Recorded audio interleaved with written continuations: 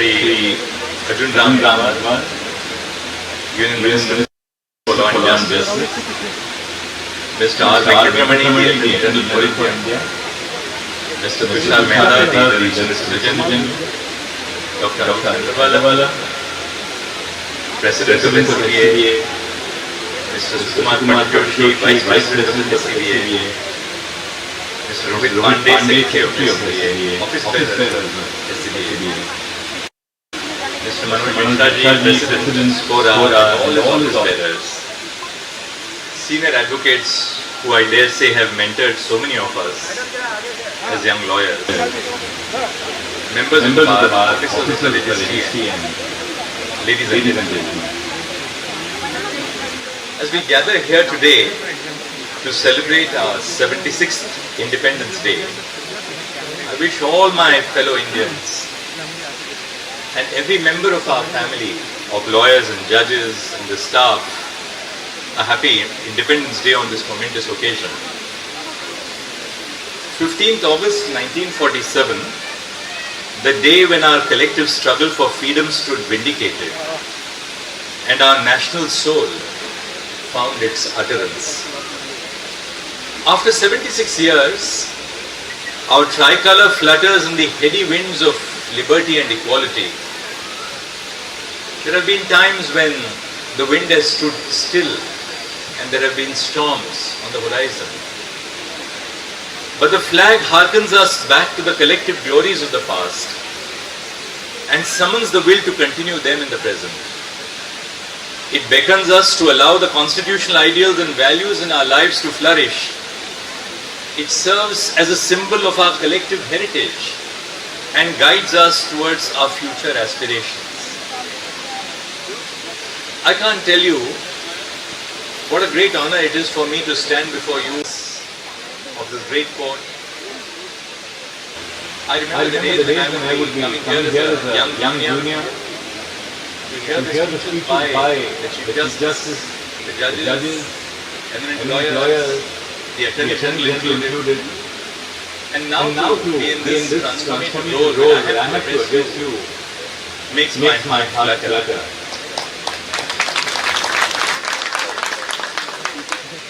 Our independence marked our transition from imperialism to an independent nation based on the ideals of republicanism and democracy. Our founding leaders set the national priorities and visualized the institutional apparatus to bring out the social, political and economic change. To enable this change, our constitution institutionalized a model of governance with Parliament, the Executive and the Judiciary at the helm. However, other institutions such as the family, the media, schools and universities, our bureaucracy, political parties and voluntary organizations also have an important role in bringing about a fundamental change in the structure of our society. Why does this annual event, which is held by the SCBA, of such great prominence and significance in our lives? This truly is the national bar. SCBA is not a bar for Delhi.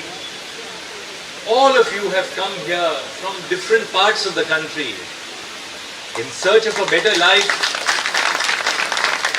but in dedication to the cause of the nation. And I realize particularly when we have your members who have joined us on the bench, of the great wisdom and learning which you and practice in your bar gives to your members, and we realize that when they sit with us on the bench of the Supreme Court. But equally it is important, I think, for us to recognize the fact that the Supreme Court bar, as a leading bar of the country, stands for the protection of the rule of law. Without you, the lawyers, and without your fearlessness and without your independence, we as judges would be really ciphers in the sands of time.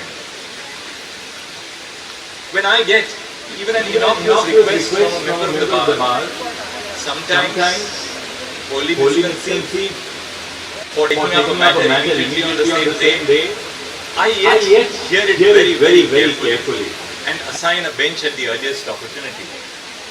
Because irrespective of an outcome of the case, I believe the real strength of our system is granting access to justice to our citizens.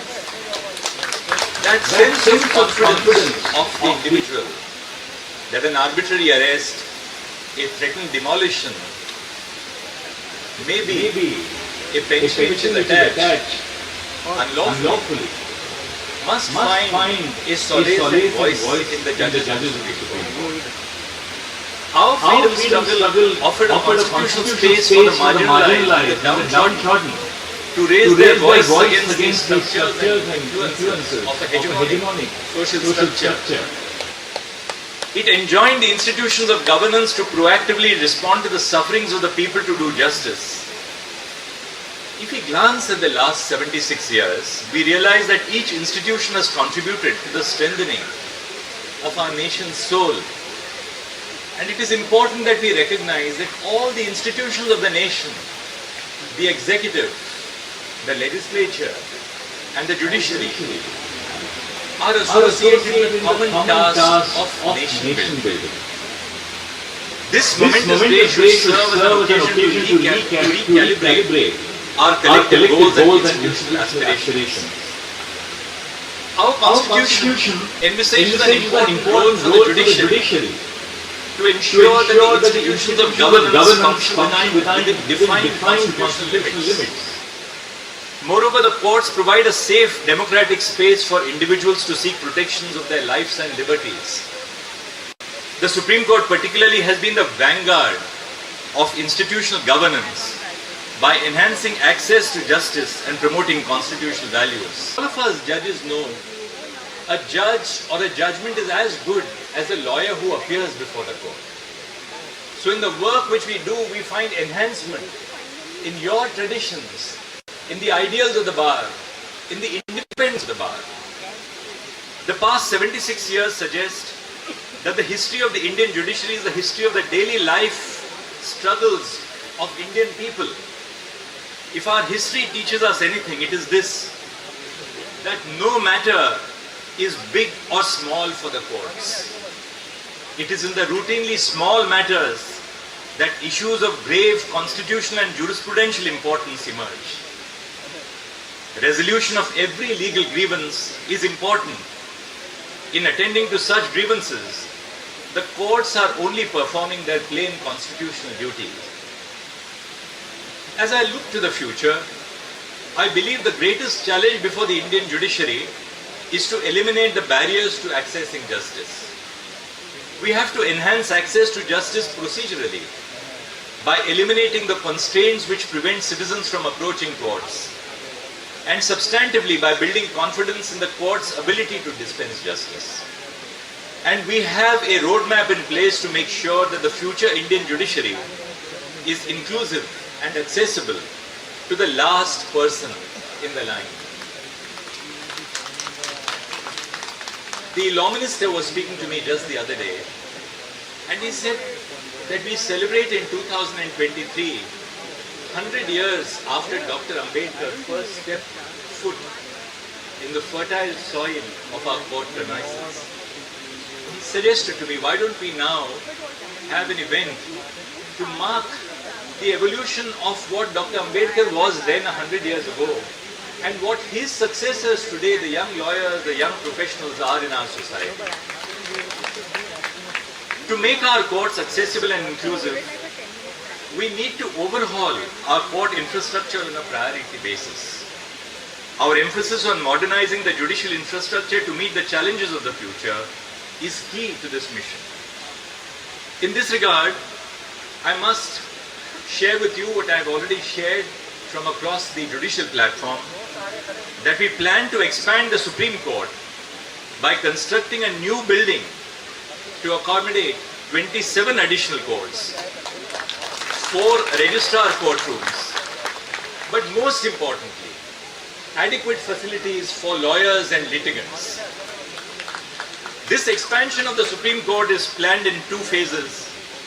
In the first phase, the museum and the Annexi building will be demolished to construct a new building, providing for 15 courtrooms the SCBA library, library for SCORA, offices for the President, Vice President and Secretary of SCBA and SCORA, the SCBA and SCORA executive meeting rooms, canteen for lawyers and litigants, women's bar room, and other requisite facilities for lawyers and litigants. They are vital stakeholders.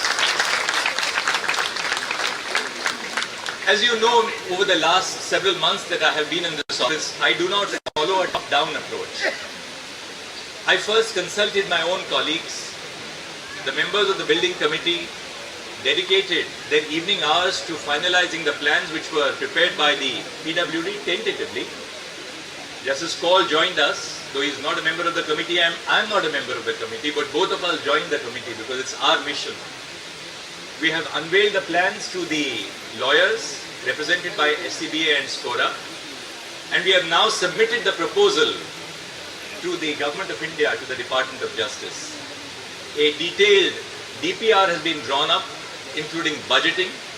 Detailed plans have been drawn up, and that is now with the Department of Justice, and I'm absolutely sure that it will receive best attention from the Law Minister and the Department of Justice. In the next phase, some of the portion of the existing court complex will be demolished for the construction of the second part of the new building to accommodate 12 courtrooms, registrar's courts, a lounge for SCBA and a lounge for SCORA. The new building will reflect the constitutional aspirations, beliefs and priorities of the Indian people, in addition to providing a space which facilitates access to justice. They say that sunshine is the best disinfectant. I say technology is the best tool at our disposal to eliminate the inefficiency and opacity surrounding the judicial process. We have to tap into the full potential of technology to overcome the procedural barriers to justice. In pursuance of this, we are implementing Phase 3 of the e-courts project. Phase 3 of the e-courts project, which has received the budgetary sanction of the Government of India to the extent of 7,000 crores, seeks to revolutionize the working of courts in India by interlinking of all courts across the country, setting up the infrastructure of paperless courts, digitization of court records, and setting up advanced e-Seva Kendras in all court complexes. The reason why e-Seva Kendras are crucial is because we in the judiciary are conscious of the fact that every lawyer does not have access to internet services or even to a laptop or a computer. So we will not leave even the last person behind in our mission to incorporate technology. Our aim is to create a judicial system that is more accessible, cost-effective and affordable for every individual who seeks justice. We are already striving to make the court premises and court services disabled-friendly. For instance, we have operationalized screen-readable website and case files to remove the barriers faced by the blind community in accessing court services. We have now opened our judicial processes to innovation, to transform the manner in which citizens access judicial services. Since I took over as the Chief Justice of India, the Supreme Court has developed and deployed numerous IT projects, such as the online portal for right to information, e-SCR, online appearance portal for advocates, iJuris, which maps the entire judicial infrastructure across the country, and neutral citations. The reason for the e-SCR was very simple. Young lawyers do not have the resources to afford the cost of private software. And we thought that we must have this service as a free service which the Supreme Court provides for lawyers across the country. From e-SCR, we are now moving to a digital SCR, so that every case citation will be hyperlinked in the use of the e-SCR. I must also share with you that the Honorable Prime Minister today, in the course of his independence speech at the Red Fort, mentioned about the efforts of the Supreme Court to translate the judgments of the Supreme Court in Indian languages. I would like to further elaborate on that and tell you that up to now, 9,423 judgments of the Supreme Court have been translated in regional languages. 8,977 in Hindi. And we have covered so far Assamese, Bengali, Garo, Gujarati, Kannada, Khasi, Malayalam, Marathi, Nepali, Odia, Punjabi, Tamil, Telugu and Urdu.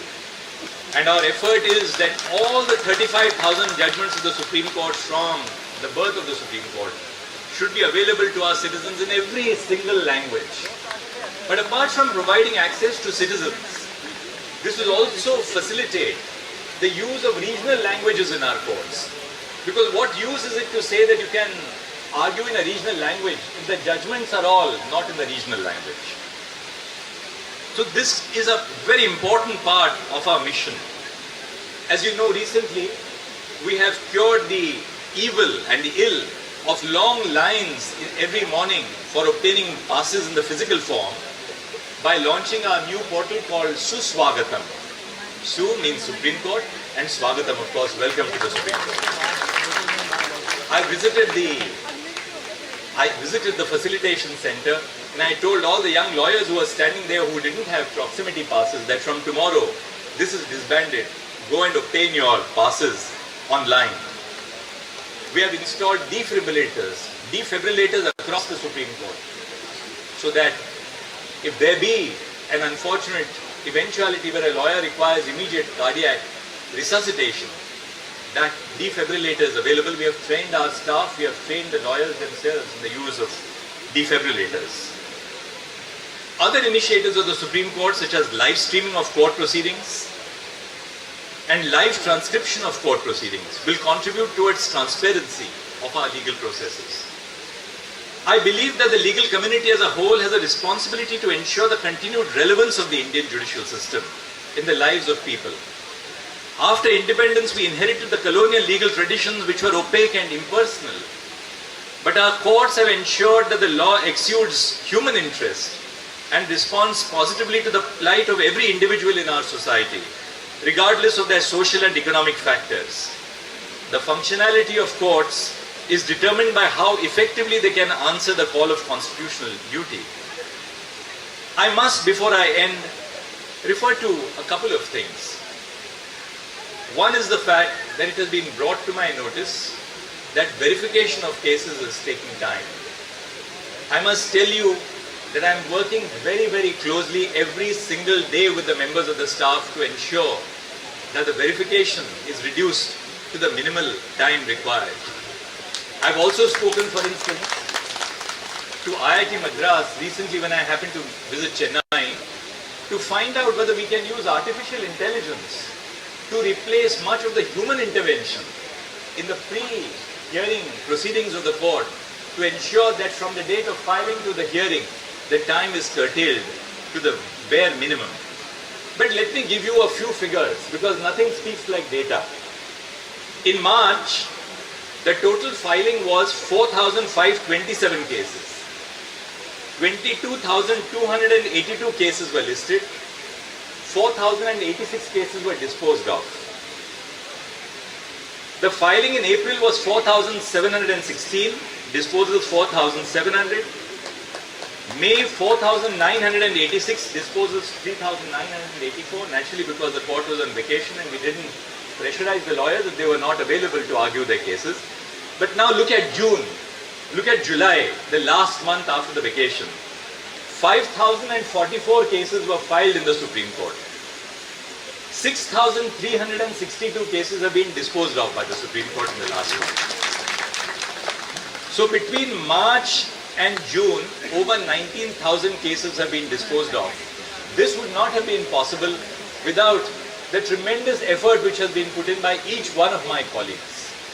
And I do know that none of the colleagues ever complains if I pass on a supplementary list of 5 matters to them, though I am trying to reduce that also to the minimum. But there was another problem which we faced.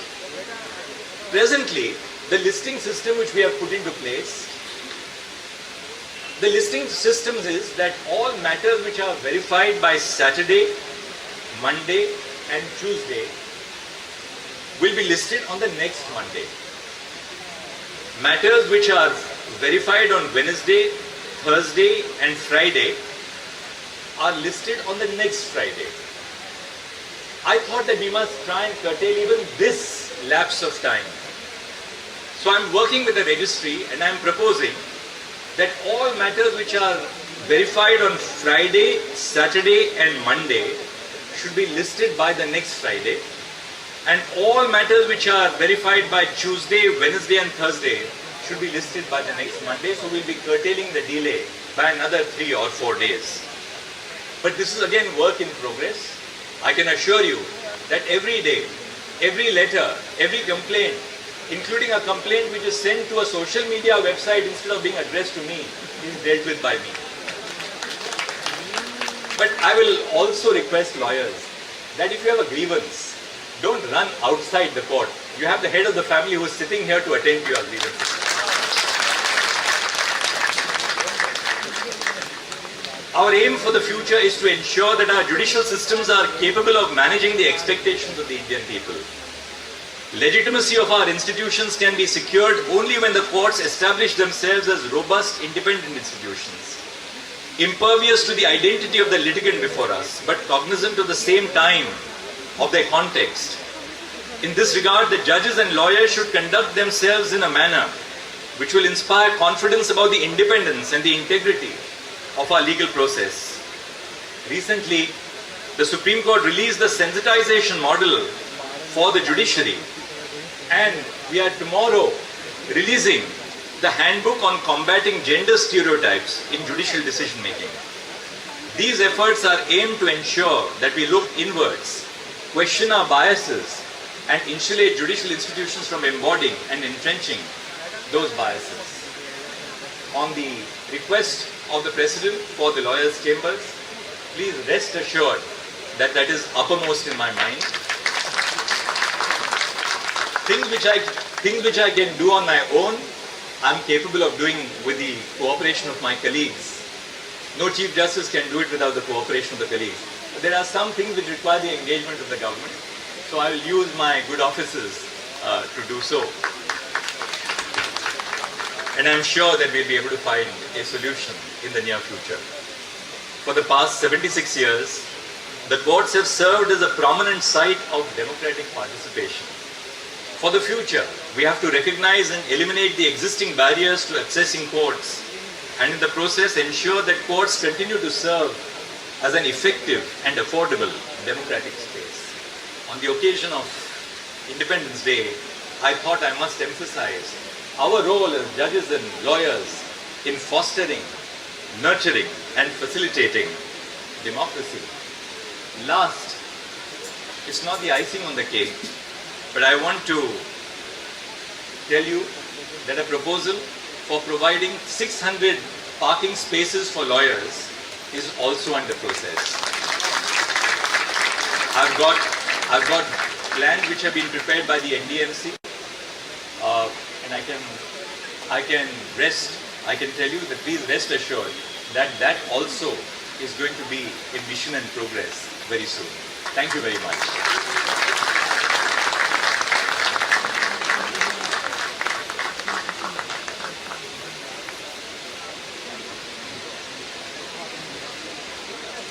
Thank you so much, Chandrachud sir.